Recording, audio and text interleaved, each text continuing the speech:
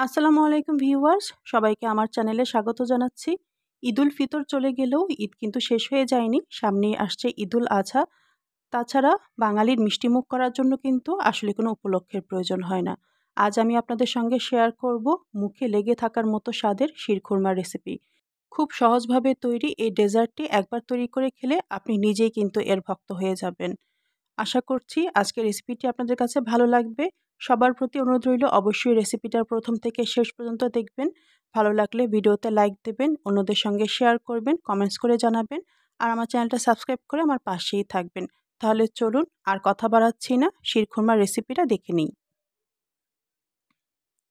শিরখুরমা তৈরি করার জন্য আমি একটা সসপ্যানে ১ লিটার লিকুইড দুধ নিয়ে নিয়েছি। ১ লিটার লিকুইড দুধকে আমি আগেই জাল দিয়ে বেশ অনেকটা ঘন করে নিয়েছি। এখন আবার লিকুইড দুধকে চুলায় বসিয়ে দিয়েছি। দুধ কিছুটা গরম হয়ে আসার পর এর মধ্যে দিয়ে দিলাম ৪ টেবিল চামচ গুঁড়ো দুধ।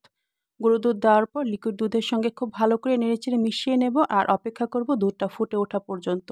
দুধটা ফুটে ওঠার পর আরও ৫-৬ মিনিট জাল দেব। এতে করে লিকুইড দুধটা অনেকটা ঘন হবে আর পরিমাণেও কিছুটা কমে আসবে।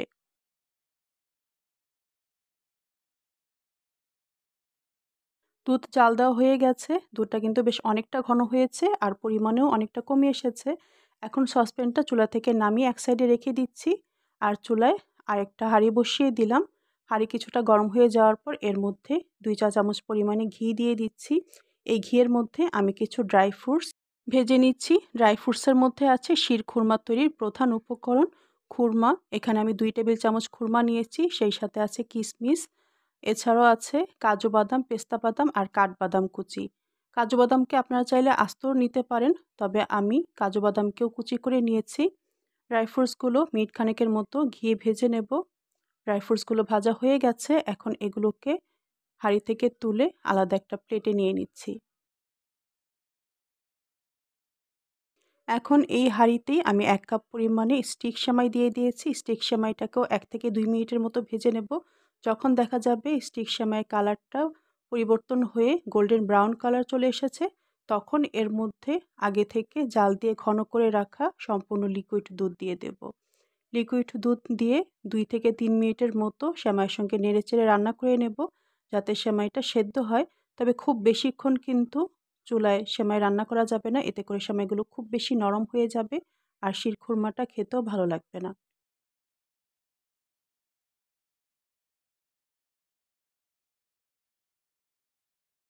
লিকুইড দুধ দেওয়ার পর সেমাইয়ের সঙ্গে ভালো করে নেড়েচেড়ে মিশিয়ে নিয়েছি। প্রায় ৩ মিনিট ধরে সেমাই রান্না করা হয়েছে। সেমাই কিন্তু সেদ্ধ হয়ে গেছে।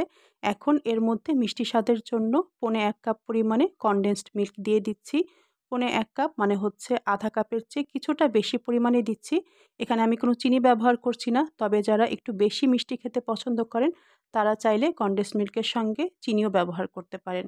কনডেন্স মিল্কটা দেওয়ার পর আবার ভালো করে নেড়ে-চেড়ে সেমাইয়ের সঙ্গে মিশিয়ে নিচ্ছি। সেমাইয়ের দুধটা কিন্তু বেশ অনেকটা ঘন হয়ে এসেছে। এখন এর মধ্যে ১ চিমটি পরিমাণে এলাচ গুঁড়ো দিয়ে দেব ফ্লেভারের জন্য। এখানে কিন্তু আমি কোনো ধরনের গোটা গরম মসলা ব্যবহার করছি না। এলাচ গুঁড়োটা দিয়ে আবার একটু ভালো করে নেড়ে-চেড়ে মিশিয়ে নেব। তারপর এর মধ্যে আগে থেকে ভেজে রাখা ড্রাই ফ্রুটসগুলো দিয়ে দেব।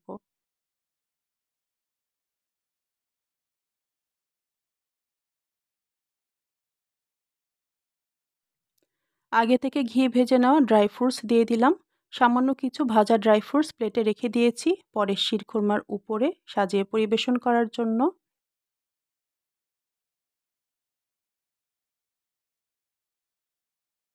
শিরখুরমা রান্না কিন্তু প্রায় হয়ে গেছে। ড্রাই ফ্রুটসগুলো দেওয়ার পর আর মিনিট খানেকের মতো সেমাইটাকে নেড়েচেড়ে নেব। শিরখুরমা কিন্তু একদম রেডি। এখন হাঁড়িটাকে চুলা থেকে নামিয়ে শিরখুরমা কিছুটা ঠান্ডা হওয়ার পর একটা সার্ভিং বোলে ঢেলে পরিবেশন করব। এই তো দেখতেই পাচ্ছেন শিরখুরমা একটা সার্ভিং বোলে নিয়ে নিয়েছি। আর যে সামান্য কিছু পরিমাণে ভাজা ড্রাই ফ্রুটস রেখে দিয়েছিলাম সেগুলো শিরখুরমার উপরে ছড়িয়ে দিচ্ছি। এতে করে শিরখুরমাটা দেখতে কিন্তু অনেক বেশি লোভনীয় হবে। আর যেকোনো খাবারের পরিবেশনা যদি সুন্দর হয়, সেটা খাওয়ার প্রতি মানুষের আকাঙ্ক্ষাও কিন্তু বেড়ে যায়। আর এই তো তৈরি হয়ে গেল মুখে লেগে থাকার মতো স্বাদের শিরখুরমা। যেকোনো উৎসবে, অনুষ্ঠানে বা অতিথি আপ্যায়নে এই শিরখুরমাটা তৈরি করে খাওয়ালে অতিথিরা দেখবেন শুধু এটাই খাবে, অন্য কোনো ডেজার্টের দিকে ফিরেও তাকাবে না। আর শিরখুরমাটা কিন্তু ঠান্ডা হওয়ার পর বেশ অনেকটাই ঘন হয়ে এসেছে। আর এই ঘন দুধের শিরখুরমাটা খেতে কিন্তু আরও বেশি মজাদার হয়। আপনারাও এই রেসিপিটা ফলো করে বাসায় শিরখুরমা তৈরি করে খেয়ে দেখতে পারেন। আশা করি আপনাদের কাছেও ভালো লাগবে।